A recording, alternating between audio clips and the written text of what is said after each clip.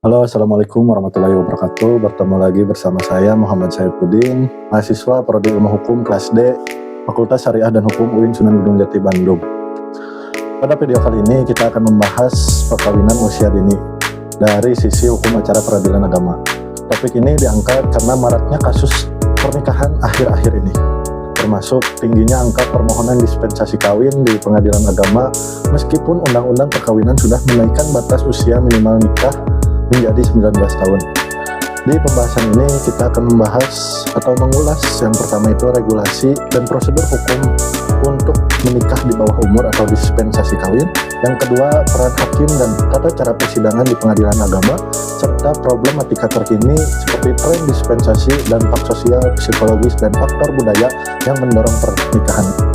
Adapun dasar hukum utama perkawinan di Indonesia itu adalah pada Undang-Undang Nomor 1 Tahun 1974 tentang perkawinan beserta perubahannya sebelum tahun 2019. Undang-Undang Perkawinan Pasal 7 mensyaratkan calon suami itu minimal 19 tahun dan calon istri 16 tahun. Namun, melalui Undang-Undang Nomor 16 Tahun 2019, batas usia ini disamakan menjadi 19 tahun bagi perempuan maupun wanita. Undang-undang menyatakan kenaikan usia ini bertujuan melindungi anak dengan memupuk kematangan fisik, psikis, dan menurunkan resiko kelahiran dini serta kematian ibu bayi. Intinya, secara hukum perkawinan anak di bawah 19 tahun hanya boleh terjadi atas dispensasi pengadilan. Regulasi lebih lanjut tentang dispensasi kawin diatur dalam Peraturan Mahkamah Agung atau Perma Nomor 5 Tahun 2019 tentang pedoman mengadili permohonan dispensasi kawin. Inti ketentuannya yaitu pihak yang berhak mengajukan permohonan dispensasi hanyalah orang tua atau wali anak calon mempelai. Dispensasi hanya diberikan atas alasan mendesak dengan bukti yang cukup. Dan hakim juga wajib mendengar pendapat kedua calon mempelai. Dengan kata lain, perkawinan di bawah umur hanya sah jika di pengadilan agama telah memberikan dispensasi berdasarkan pasal 7 Undang-Undang Perkawinan. Lantas, bagaimana pengadilan agama itu melaksanakan prosedur dispensasi nikah ini? Bagi pasangan yang salah satu atau kedua pihaknya belum 19 tahun, proses hukum yang harus ditempuh adalah memohon dispensasi kawin ke pengadilan agama secara prosedural. Adapun yang pertama yang bisa dilakukan itu pendaftaran permohonan, itu dilakukan oleh orang tua atau wali dengan cara mengajukan permohonan tertulis ke pengadilan agama dengan melampirkan alasan mendesak dan bukti pendukung seperti surat nikah, surat keterangan hamil, surat kecelakaan, dan lain sebagainya. Panitera akan memeriksa kelengkapan administrasi dan mengembalikan berkas jika belum lengkap. Kemudian, yang kedua itu akan masuk ke tahap persidangan.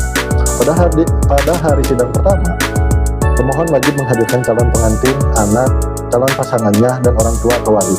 Jika pemohon tidak hadir, sidang ditunda dan permohonan dapat gugur jika tetap tidak hadir. Hakim perlu memeriksa kedatangan semua pihak.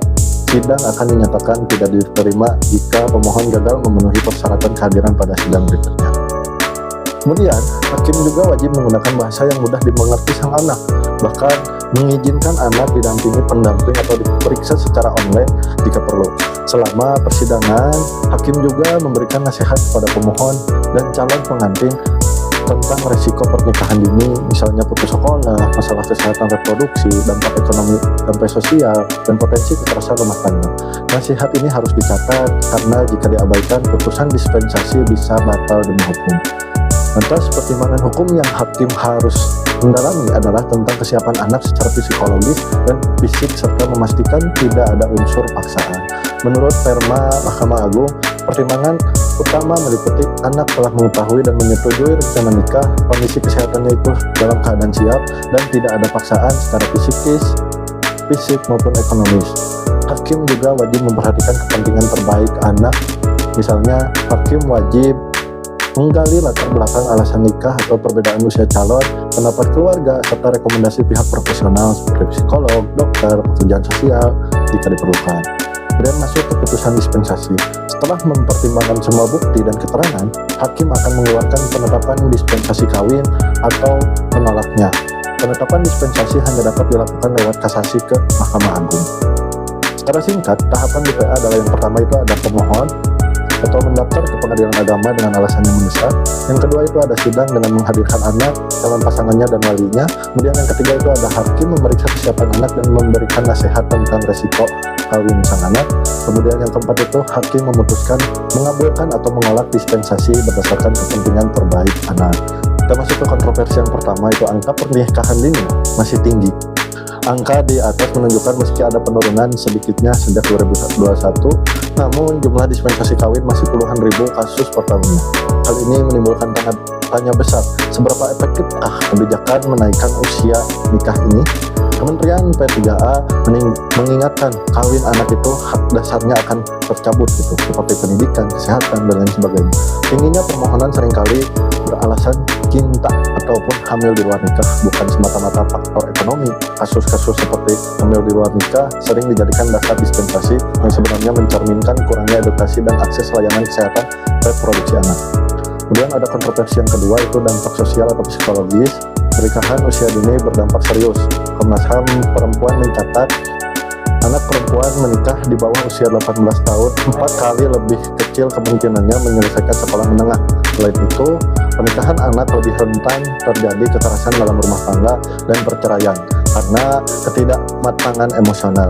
Angka kematian ibu muda atau 15-19 tahun pun tinggi, dengan komplikasi kehamilan atau persalinan sebagaimana penyebab besar kematian.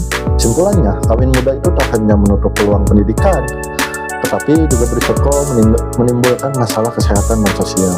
Kita masuk ke kontroversi yang ketiga, yaitu tekanan budaya dan sosial. Selain faktor individual, budaya dan norma juga berperan. Laporan Komnas Perempuan menyebutkan faktor tradisi atau kepercayaan memicu pernikahan anak. Misalnya, menganggap bahwa anak perempuan yang sudah menstruasi harus segera dinikahkan untuk menutupi aib. Kehamilan tidak diinginkan. Perjodohan demi menjaga harga diri keluarga, hingga mitos nalap berkah dengan menikahkan anak pada tokoh agama. Dorongan seperti ini belum sepenuhnya luntur meski telah ada perubahan undang-undang. Tekanan sosial itu memperkerat upaya penanganan kawin anak. Dan kita masuk ke kesimpulan. Singkatnya itu perkawinan usia dini di Indonesia telah diatur ketat.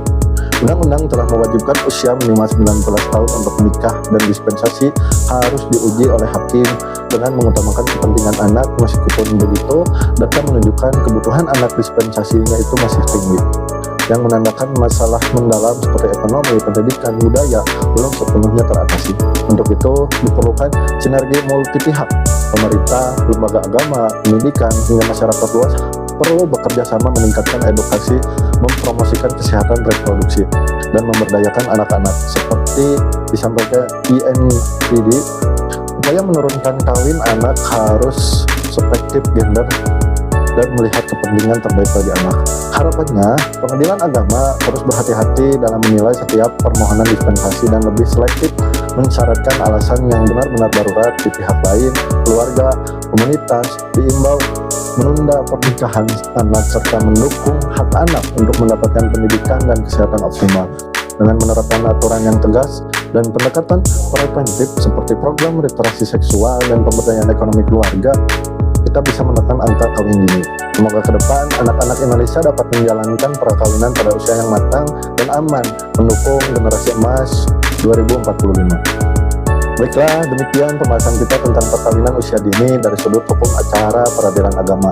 Ingatlah, menikah di usia tepat bukan hanya soal memenuhi syarat hukum, melainkan melindungi masa depan anak-anak kita. Mari kita bersama berupaya agar anak-anak Indonesia benar-benar berhak mencap masa muda mereka terlebih dahulu. Terima kasih telah menyimak, sampai jumpa di video selanjutnya. Bye-bye.